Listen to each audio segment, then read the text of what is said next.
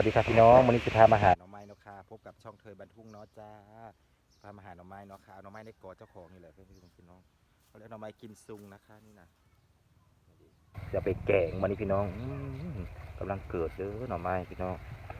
โอ้แต่แซ่บจัดเลยค่ะวันนี้เมนูนี่คือกอหน่อไม้ของเรานะคะ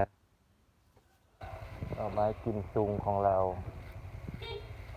นี่ก็จะเป็นน้องวัวค่ะไก่คอกงัวเขาเนาะน้องนอนแห้งคักโอ้พี่น้องคักเธอกำลังเกิดเด้กอหน่อไม้ตัวนี้ครับข้างๆเรานี่ก็ต้นค่ะของต้นหมากไฟเนาะพี่น้องเนาะนี่กำลังแต่ปีนี้เป็นไม้ดกค่ะเป็นมะยมมะแหยมนี่ต้นหมากไฟเขาด้วยพี่น้องพามาเบิ่งหลอดอ่าแหนงมันโอ้ทางเทิงทางหลายวันนี้สุรุสับลาบน้องหน่อไม้หลายแท้เดี๋ยวสิกินเบิร์ดบัดนี้วันนี้จะทำเมนูแกงหน่อไม้นะคะ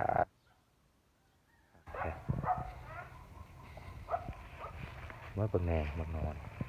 คักเขาหน่ออวบๆนะคะดูสิเลี้ยวคือไปทางเทิงสิใช่ไหมมาเบิ่งวันนี้เห็นไหมพี่น้องสุรุสับลาบอยู่ทางเทิงโอ้ยคักแตกแหนงแตกขะแหนงนี่แหนงนี่